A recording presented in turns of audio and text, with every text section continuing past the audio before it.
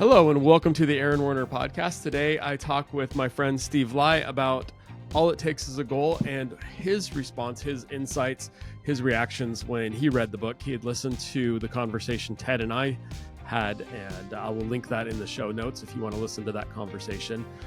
But Steve had texted and said, hey, thanks for the recommendation. And then he shared some insights while he was reading the books and said, hey, we need to have you on so you can share those. So I hope you enjoy the conversation. I thought it was really good insight, certainly something that I'm going to take away and apply in my life.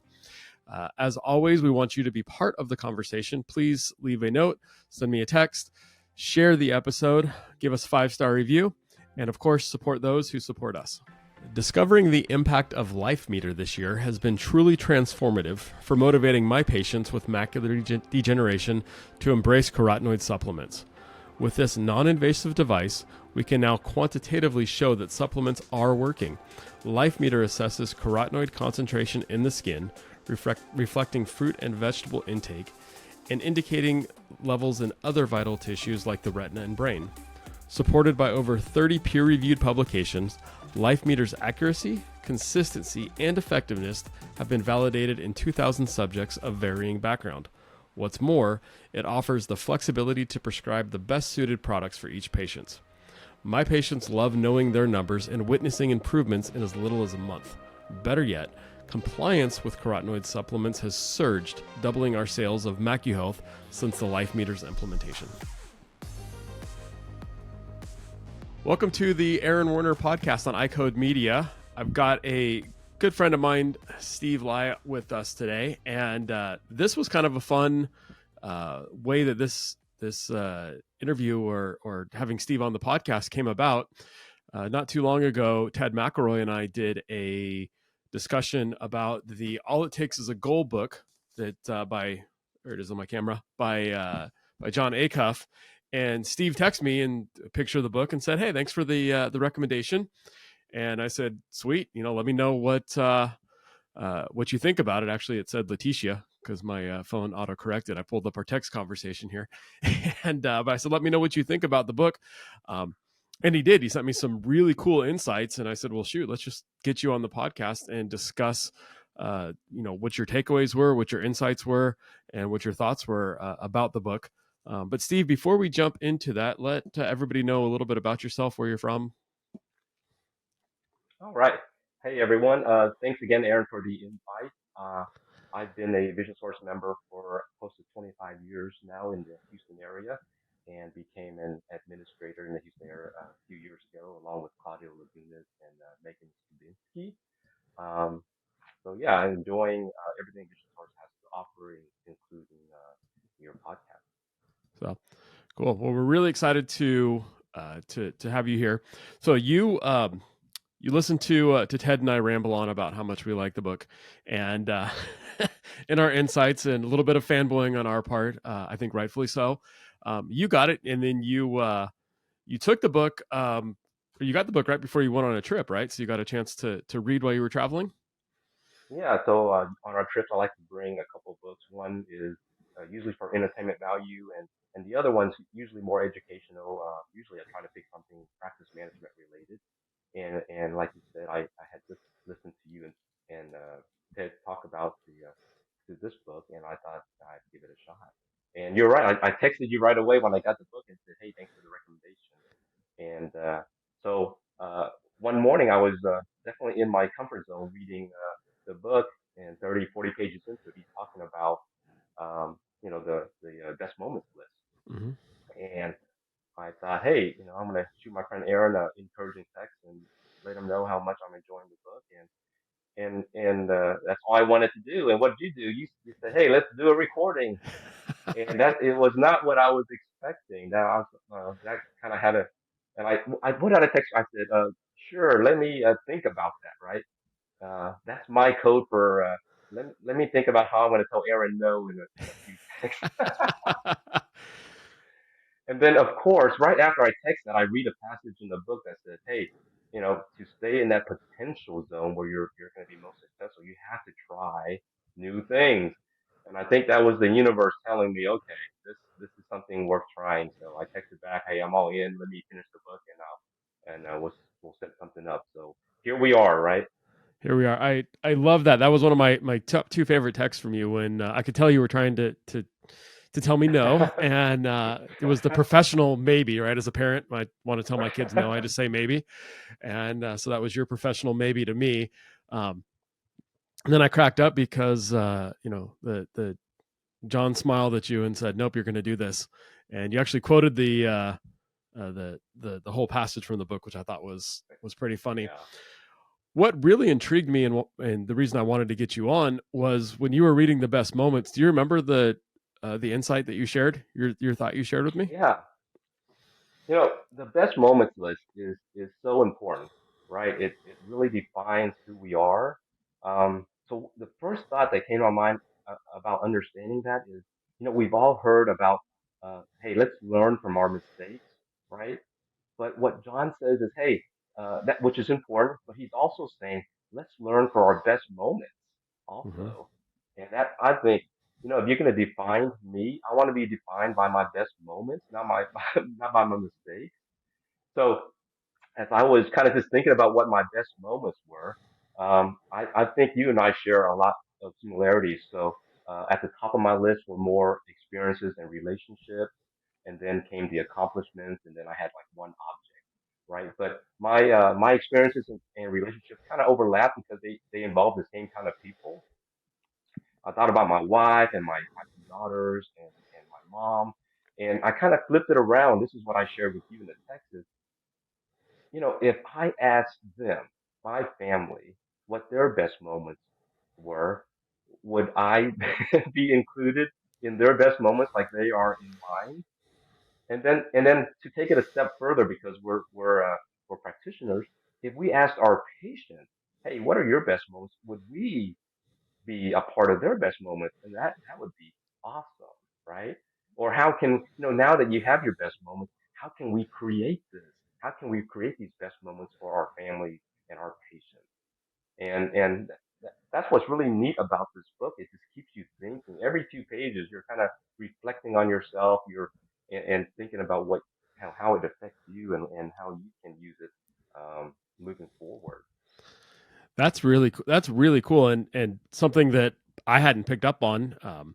Maybe it's because I'm a little too egotistical and self-centered, right? But I was looking at my best moments, and it never crossed my mind. Which I was super blown away when you shared that. How many best moments of others am I in? How many Exactly. best moments for them have I created? Which I think is huge. And have you asked your family or friends? I talked to one of my daughters. One of my best moments with her was the opportunity to coach her softball team. I know your daughter's my soccer, and you may Hmm. have had the same kind of story. But that was very neat to be part of the same team. But what her best moment and mine, where we shared the same, is sometimes before practice we wouldn't have time to really sit down and have a good meal. So we would swing by a McDonald's or something fast like that, and we would grab it and sit on the back of my pickup truck and have dinner. And she said that, more than the baseball or softball, better than the practices or any kind of trophy, that time that we spent together, sharing a meal on the back of a truck was something she's going to remember for a long time. So, and that was one of my best moments. That's Yeah. that's awesome, and it makes me smile because two of my best moments. One is being a kid sitting with my dad on the back of his pickup truck. He loved Rally's burgers, and they got great season fries. So sitting at on the back of his tailgate eating a Rally burger, and then my brother, who I lost about 20 something years ago in a motorcycle accident. But one of my favorite moments with him and all the crazy things we did was sitting on the back of my tailgate eating In-N-Out. And it's that there's something about that tailgate at nighttime eating a fast food. Yeah. It's those little moments, it doesn't have to be crazy big or really elaborate. It's just those little few minutes we share with each other. I think it could be a meal, it could be a life lesson, things like that. I think what we really remember, what we cherish. Yeah. And I find it interesting too that the things that I would think about are, to be the big moments, the big trip to Disneyland or the big expensive vacation that we paid for. Yeah. It it ends up being the small thing that happened that really costs nothing, right? Right. Right. Yeah. Exactly. I think it's the time that we invest. When you invest your your time, that's what people remember. Yep. So talk to me a little bit about the mindset of thinking about, hey, how do I create a best moment for somebody else? Like Yeah. how do you Yeah. take that and keep it forefront in your mind or actionable when we're going about our day, which uh, it isn't a best moments day because stuff happens and it's not all fun and sexy. How do you still kind of keep that in mind? When you create your best moments, this is why it's so important. You do get a sense of self awareness, right? You start to understand what is important to you, what you define as best moments. So when you understand that, you're able to kind of look for that going through your daily activity. Um, you know, Relationships again was high on my list. Um, Recently, I'll share something that I think is was made my best moments list more recently. I had a patient come in, and she had never been into practice before, but she came in, and I was happened to be at the front desk. She brought in a pair of glasses, and one of the lenses was missing, and she asked us, "Hey, can you replace the lens?" And we went through do you have a prescription? We need something to verify and put it in there. And she shared with us that these glasses were her mom's, who had recently passed away, and she wanted her mom to have these glasses at the burial. And, I told her I love that story. I'm going to help you out. So, over 25 years, we have a collection of lenses we do not need. Went back there, found something that looked like the other one, cut it in 10 minutes, gave it back to her, and there was not a dry eye in the practice. I Oh, mean, yeah. So you know, I think that's going to be something she'll remember, and I'm going to remember for a long. Yeah, no, I think that's something we'll all remember for a long time. Yeah, it's interesting how those opportunities present themselves in front of us, exactly. You just and have to look for it. you have to look for them and then be willing to respond, right? Because it could have been a Yeah, very transactional interaction, right. right? Had you not asked that extra question, and I'm sure she was expecting it to be very transactional. Um, Yeah, but it by being aware and having that mindset that you have, one extra question opened up an opportunity both for you and for her. yeah. So, no, So that's yeah, uh, yeah. that's very cool. You look. He talks about that best moments list throughout the book, and it's important. When he talks about what motivates you. How do you find your fuel, things like that. When you start getting into the chaos zone, how do you get back to the potential and things like that too. So it's worth putting in the effort to create that best moments list, and, Yep. and uh, just keep growing and growing. So, do you personally set aside time to work on your best moments list? How do you keep it up to date and active? No. in fact, I have. In fact, I haven't written anything down. This is all in my head, and I should write it down. I should write it down because it's something that I can reflect on and really, gain a lot of inter perspective about myself on it. So I'm gonna start doing it, Yep. but I So haven't yet. cool. It's well, we started. I try to make time every morning. It ends up being probably about 3 mornings a week where I'll jot some Hmm. things down, and sometimes I've got just one to add. Sometimes I have a bunch. Post Christmas, I have a bunch, and most of it involved seeing my kids and my nephews, who we spent Christmas with, and others. Their excitement on their face when they open their presents, and cheering and laughing. Um, we have a weekly team meeting at our office, and we actually take the first 5 minutes to let everybody write in their journals. Um, I don't yet have them share it, but I want them to write. And some of them I can tell just stare off into la la land during those 5 minutes, but others you can see them going back and keep writing throughout the whole meeting because they've got a whole bunch of stuff in their head they want to put down, which is neat. Um, One of the tricks I've just figured out recently, when I updated my iPhone, or my iPhone updated to the latest software, they have a new app called Journal that has been popping up reminders. Hey, do you want to write about this? If I took Oh, pictures that wow. day, or if I did something, and so it gives me a chance just to put in a few minutes. It's not the same as writing a best moments list, if you will, but just journaling something cool and putting in a couple comments, and has been helpful. You brought up your staff, and in your talk with Ted, you mentioned how your staff is in the comfort zone and you're in the chaos zone. Have you gotten better at A little bit. that?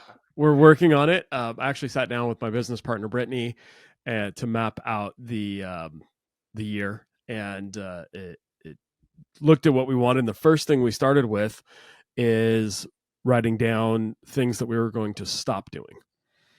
So she was excited and said, "Hey, I want to do this." And my mind said, "I want to do all these things." But I made us, and we use Google Sheets because I think it's really easy to follow your thought process on slides, and Google Sheets is shareable.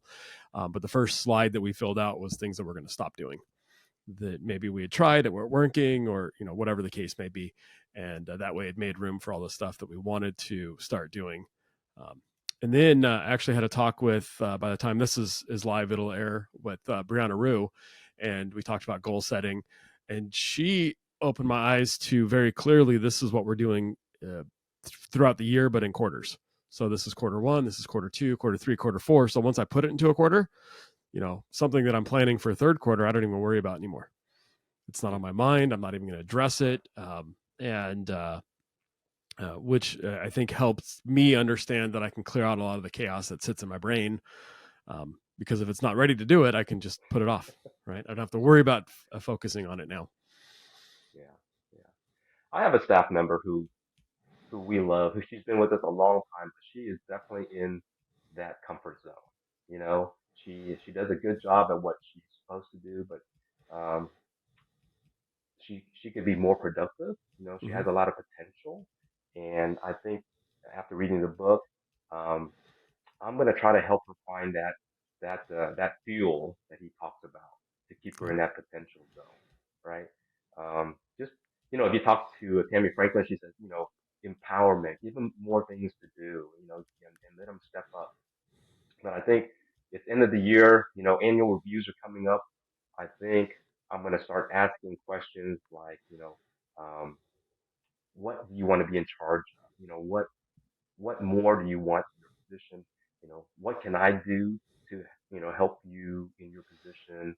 Um, how can you do your job better? Yeah. Something like that, versus just sitting down and give them a rating based on your, previous performance. So, and all that is to just help them find a little more motivation, keep them energized, and stay out of that comfort zone all Oh, completely. I agree with you 100%. In fact, I bought my staff all copies of the book. And so every year we try to find something that has a common thread throughout the entire year. And we've done disc profiling before. We've done all sorts of different things. This year, different books. This year, it's going to be this book. And so, break it up into chapters and segments. And so at least one of the office meetings on a monthly basis is dedicated to that topic. And if they do something with it, that's ideal. If not, I know that I've done everything I can to the time. Yeah, push I as love much that. as It I shows can. that you're really investing, time into their well-being, not just, all business all the time. This is part of, their growth. So I love that. Yep, that's fun. And my office annual reviews are similar to yours. I don't like calling them reviews because I try to have constant check-ins with them.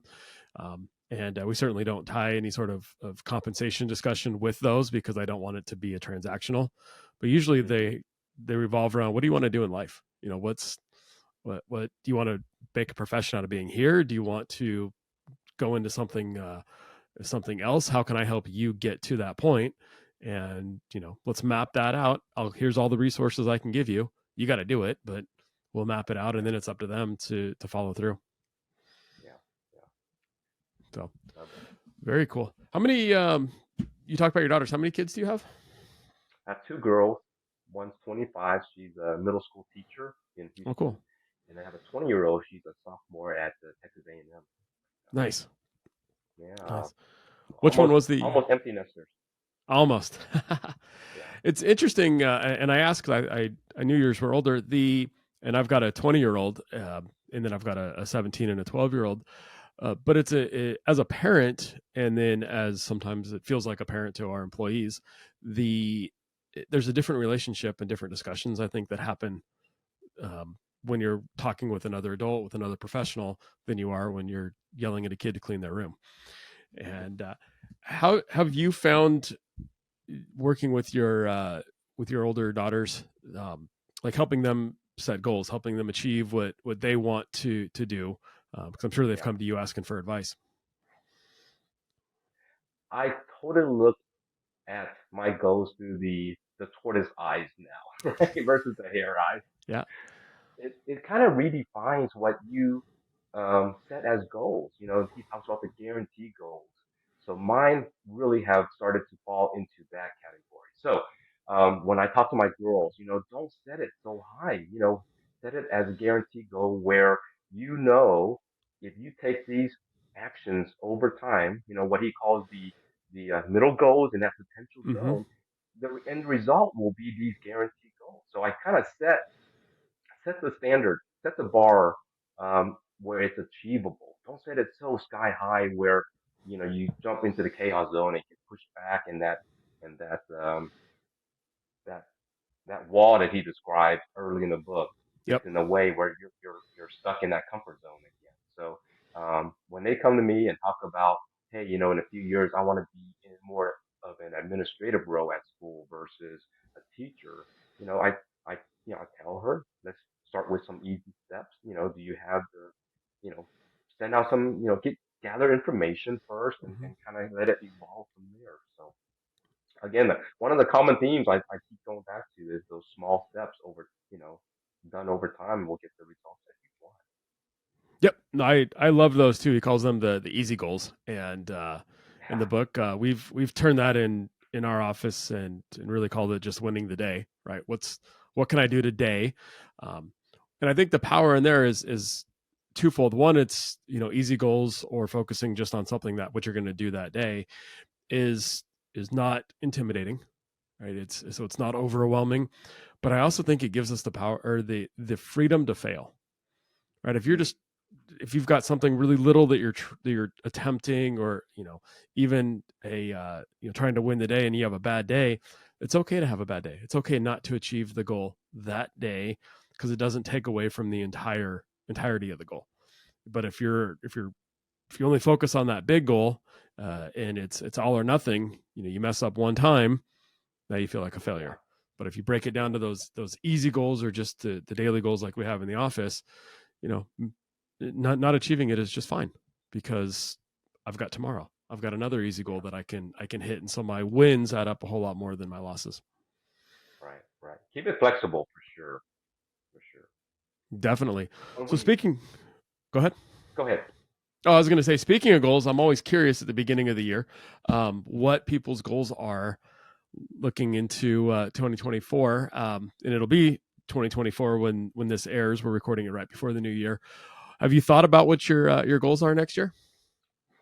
You know, I always have the common ones. Personally, you know, I like you, I want to stay in shape. I'm not running marathons, but I do want to have a consistent workout schedule, which I've kind of started. It's you know, in the book he talks about um, so many workouts a year, and I think I'm gonna follow that.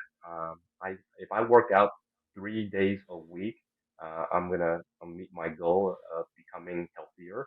And if I can add a nice walk in between there somewhere, then I'll be ahead of the game. In our practice, we you know we have another financial benchmark that we want to hit. Um, and you know, Vision Source is great at giving us opportunities to different avenues where we can help our patients first of all, and then also uh, you know gain the financial benefits from that. But in our practice here in Houston, I think we still have an opportunity in the optical where you know, especially in multiple pair sales, I think if we can do better there, our next financial benchmark will be easily achieved. So um, I'm gonna we're gonna create a game where my opticians will you know track their multiple pair sales, and I think when we do that, it'll just become a habit, and then start to snowball, and next year we'll hit that benchmark without any problem. Yep, I like that. So um, it's a lot of fun, especially when you can get them involved and see them win, and Yeah, and they get excited. Um, the and none of them are listening to this, so we can talk a little bit of money. But I found that striving to win the game is a whole lot of a better. That's not good English. Is a much better motivator than dangling dollars in front of individuals. And I've tried it all sorts of different ways, but when the goal is when the outcome is winning and celebrating the win, as opposed to the outcome is you get a specific dollar amount, I've always seen more engagement and a better return. yeah, I totally agree. I totally agree. That and I can see that with my staff also. So, yeah, I think we like to win and we like to play games. So, uh, you made a comment that was really interesting when you talked about your health goal and working out 3 days a week, and then you said throwing a walk in there. I've found that the older and hopefully wiser I've gotten, I've redefined and um, what different terms are. So working out used to be going for a long run, going for a hard run. If I wasn't bent over, dying, gasping for oxygen at the end, it didn't count, right? Or lifting heavy weights.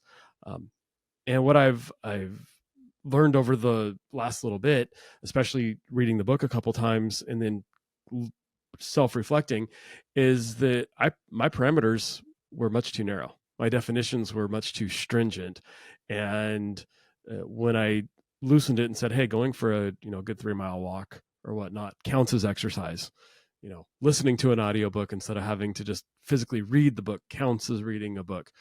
Giving myself some more grace allowed me to be more successful. Yes, yeah. Keep those goals flexible because life changes over the course of a year.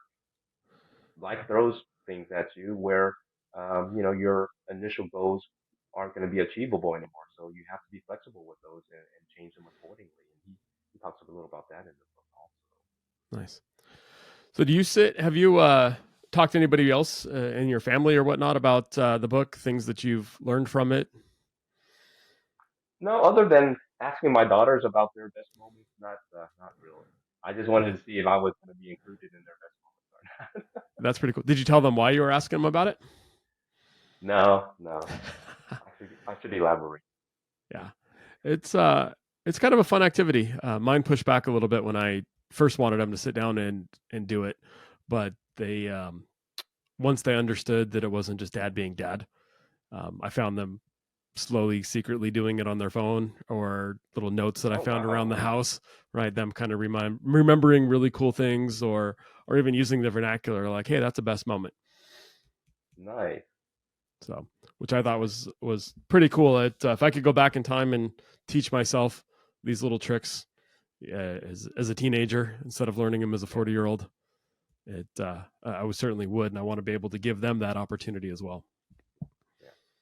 So excellent. And you brought up Vision Source a couple times. I don't know if you're aware, but the John Acuff was at the exchange last year. I know that you knew that, and he talked about his book soundtracks, which I forced my kids to listen to in the car, and I think they hated it. Well, they told me they hated it, but then secretly they loved it. And the youngest one still relies on a quote from the book about her life is dope and she does dope shit.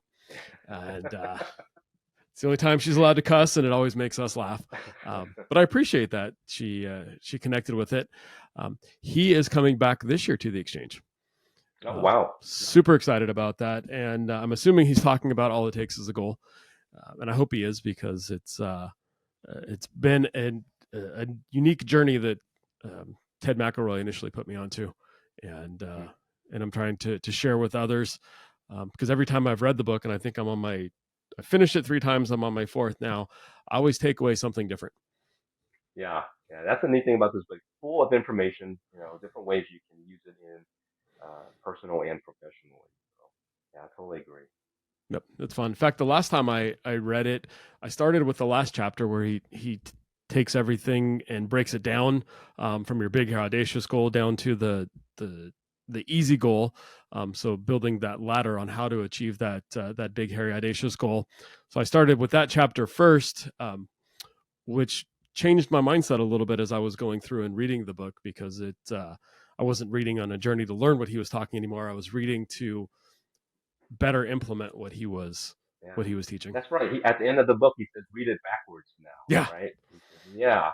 So I haven't done that, but yeah, that definitely changed things. It did. I tried audiobooking it backwards, and that was way too hard to remember what chapter I was on. Reading it backwards has been a little bit easier and a lot of fun. So excellent. Well, I appreciate, Steve, you sharing your insights with us on what you picked up. I thought that was genius.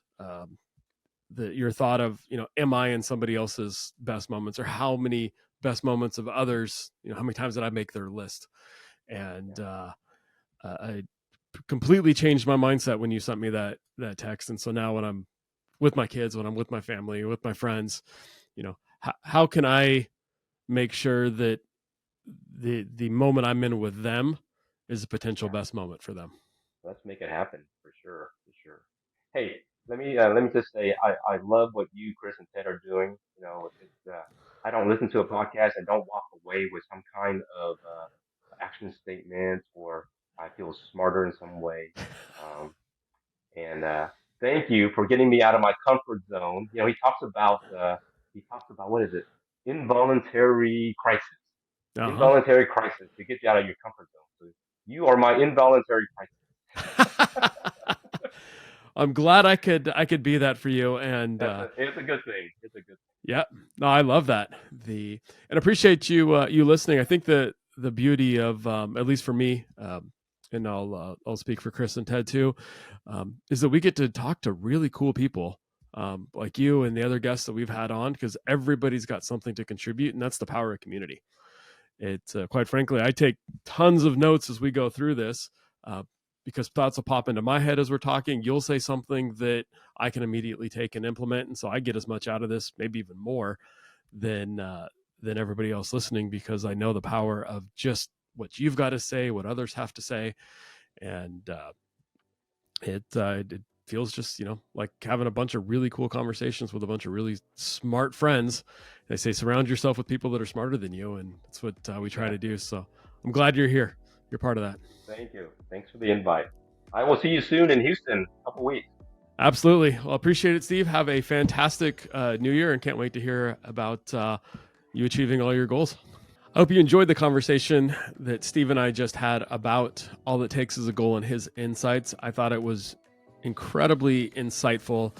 Steve's comment about, am I on somebody else's best moments list?